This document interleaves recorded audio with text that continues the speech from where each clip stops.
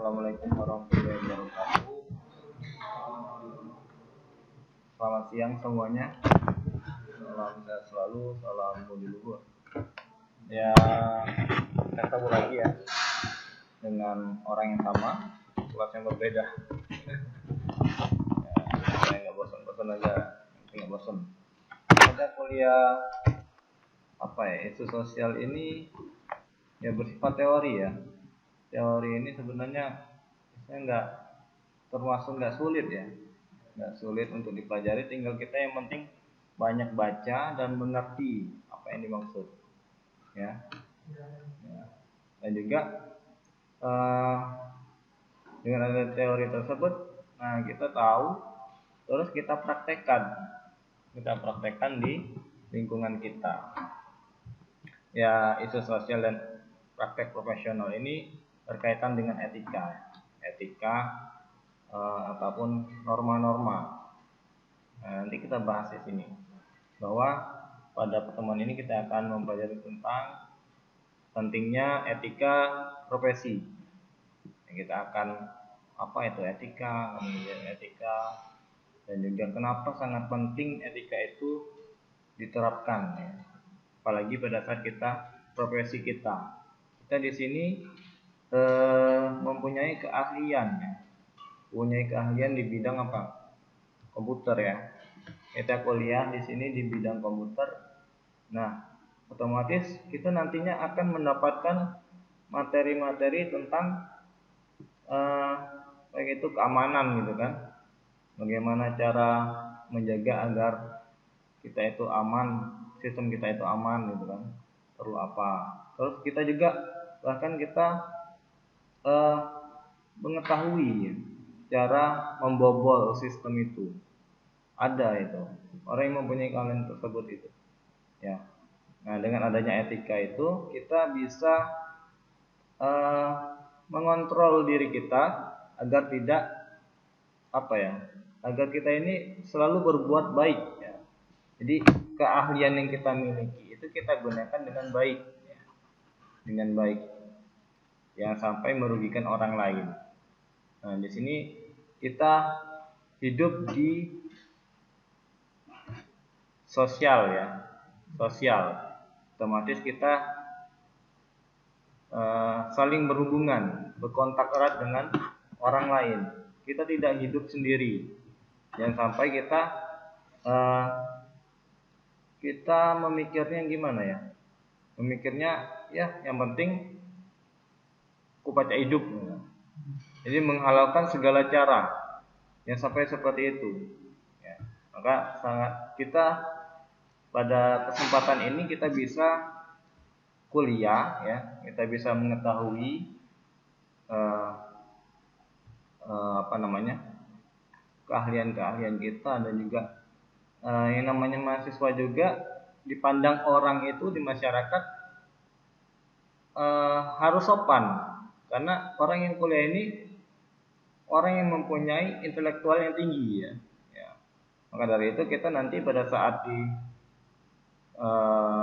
masyarakat nanti jangan sampai kita ini mahasiswa maluhur, perilakunya seperti ini ya. Sering maling gitu kan, gebukin orang ya.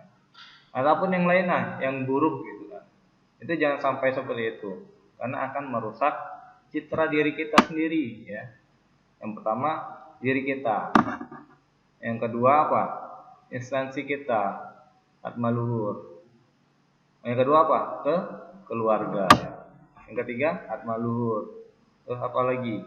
Pokoknya apa yang kamu baju-baju yang kamu pakai itu, himpunan himti juga akan tercoreng namanya kalau kita nggak mempunyai etika. Nah, di sini kita akan mempelajari tentang etika. Jadi etika itu apa ya? Saya bacain dulu ya. Jadi etika itu berasal dari kata Yunani, yang kata ethos ya. Dari bahasa Yunani yang mana berarti itu karakter, watak kesusilaan atau adat. Sebagai suatu subjek, etika akan berkaitan dengan konsep yang dimiliki oleh individu atau kelompok untuk menilai apakah tindakan-tindakan yang telah dikerjakannya itu salah atau benar, buruk atau baik. Ya. Jadi setiap orang itu pasti mempunyai karakter masing-masing. Ya. Karakter itu nanti akan menentukan konsep-konsep ataupun teori-teori yang mana teori itu bisa apa ya? Jadi dari pemikiran kita itu akan membentuk suatu tindakan. Jadi apa yang kita lakukan ini berasal dari otak. Yang memerintah kita untuk datang ke kampus ini siapa? Otak kita. Oh, kata otak mengingatkan kita nih. Oh, jam 10:30 waktunya kuliah isu sosial. Maka kalian berada di sini. Jadi kalau otak kita itu kotor, berarti nanti tindakan kalian juga jelek, ya, seperti itu. Jadi berasal dari karakter, ya, karakter. Selanjutnya, karena kelompok profesional merupakan kelompok yang berkeahlian dan berkemahiran yang diperoleh melalui proses pendidikan dan pelatihan yang berkualitas dan berstandar tinggi, yang dalam menerapkan semua keahlian dan kemahirannya yang tinggi itu hanya dapat dikontrol dan dinilai dari dalam oleh rekan sejawat. Rekan sejawat itu apa? Teman-teman kita, sesama profesi kita. Kita profesinya di bidang IT. Ya, yang bisa menilai itu teman kita sendiri, ya. Karena di dalam profesi kita itu kan ada aturan-aturannya. Oh, nggak boleh ini, nggak boleh itu, ya. Yang tahu itu adalah teman kita sendiri. Jadi kehadiran organisasi profesi ini dengan perangkat built-in mekanis berupa kode etik profesi dalam hal ini jelas akan diperlukan untuk menjaga martabat serta kehormatan profesi. Jadi kalau kita berbuat jelek, berbuat buruk, melanggar aturan-aturan yang ada di profesi kita, di kantor kita, itu juga akan mencoreng profesi kita, akan memperburuk citra juga di profesi kita, di kantor kita juga, ya. Seperti itu. Apalagi kita kuliahnya di mana? Di Atmaluhur, ya. Atmaluhur itu kalau menurut tingkatan itu paling tinggi, ya, dibanding dengan budi luhur. Jadi keluhuran jiwa kita itu sudah melekat, ya, sudah melekat dengan kepribadian kita. Nah, seperti itu. Ya, sampai kita kuliah di Atmaluhur tapi perilakunya jelek, ya, wataknya jelek, karakternya jelek. Nah, itu akan bakal jadi sorotan masyarakat. Jadi kita di kehidupan sosial harus bisa mempraktekkan kepribadian yang baik, ya, seperti itu. Di mana saja tempat pasti ada aturan. Di kampus ada aturan. Nggak boleh pakai sendal, nggak boleh ngerokok, ya. Nggak boleh kencing di ruangan. Boleh nggak kencing di ruangan? Ya, boleh. Itu mengenai sopan santun. Ya, nanti akan ada banyak macam, ya, jenis-jenis etika nanti. Nah, ini etika, ya. Tadi kita sudah berkata tentang etika. Jadi ada banyak pemikir-pemikir gitu kan, yang tokoh-tokoh yang sudah mengemukakan pengertian dari etika tersebut. Nah, di sini kita ambil garis tengahnya itu dalam pergaulan hidup bermasyarakat, bernegara hingga pergaulan hidup baik itu di internasional, yang diperlukan suatu sistem yang mengatur bagaimana seharusnya manusia bergaul. Kalian pernah dengar sistem? Ya, sistem. Jadi kalau sistem informasi itu di semester 1 itu mungkin kalian sudah pernah, ya, sistem database gitu kan. Pengertian sistem. Jadi kumpulan dari unit-unit itu dinamakan sistem. Jadi ada aturannya, ya. Ada aturannya. Otak juga ada sistemnya. Sistem otak, sistem berpikirnya seperti apa. Ya. Kalau syarafnya sudah putus berarti akan rusak otak kita. Seperti itu. Jadi untuk bergaul sesama manusia juga ada. Untuk sistem pengaturan pergaulan tersebut menjadi saling menghormati dan dikenal dengan sebutan sopan santun, tata krama, protokoler, dan lain-lain. Ya. Etika dalam perkembangannya itu sangat mempengaruhi kehidupan manusia. Etika memberi manusia orientasi bagaimana ia menjalani hidupnya melalui rangkaian tindakan sehari-hari. Itu berarti etika membantu manusia untuk mengambil sikap dan bertindak secara tepat dalam menjalani hidup. Nah, dengan adanya etika itu karakter kita itu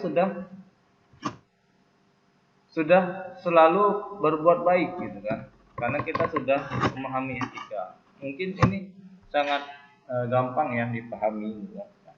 Ini mata kuliah apa ini, enak banget gitu kan, gampang gitu kan, gampang lah dapat A, asalkan kalian mempraktekkan perilaku kalian dengan baik, sopan santun, terus istilahnya apa ya, pokoknya intinya berbuat baiklah seperti itu. Jadi semua itu ada aturan mainnya. Pada saat ujian ada juga aturannya, norma-normanya. Nah, di sini macam-macam etika ada dua nih. Ada dua macam etika yang harus kita pahami dalam menentukan baik dan buruknya perilaku manusia. Ada dua macam. Yang pertama etika deskriptif. Etika deskriptif ini berasal dari logika kita berpikir secara kritis dan rasional.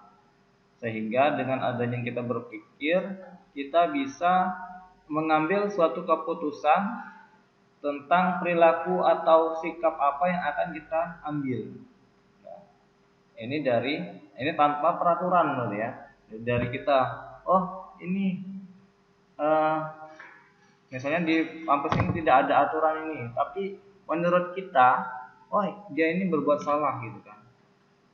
Salah satu contoh yang paling real itu misalnya kita berbohong. Berbohong itu kan suatu tindakan yang tercela gitu kan. Jadi misalnya di suatu kampus ini ataupun di tempat lain itu nggak ada aturan-aturan tentang itu. Tapi secara logika kita, secara pemikiran, secara kritis kita, oh itu tidak baik untuk kita kerjakan. Dan banyak lagi ya contohnya, silakan kalian cari. Terus ada etika normatif. Etika normatif ini panutannya itu ada norma. Jadi suatu perusahaan ataupun suatu tempat lah, lokasi, itu pasti ada norma-normanya. Nah, norma di situlah yang akan menentukan apakah kita itu bertindak baik atau buruk. Nah, seperti itu. Ada secara norma, juga ada secara deskriptif. Pemikiran secara kritis kita. Nah, kesimpulannya, dengan demikian luasnya lingkup dari etika sosial, maka etika sosial ini terbagi atau terpecah menjadi banyak bagian atau bidang. Dan juga pembahasan bidang yang paling aktual ini sebagai berikut. Yang pertama, sikap terhadap sesama kita. Bagaimana sikapnya, etikanya seperti apa. Terus ada etika dalam keluarga, etika dalam profesi, dalam berpolitik, ya, etika lingkungan, dan juga ada etika ideologi.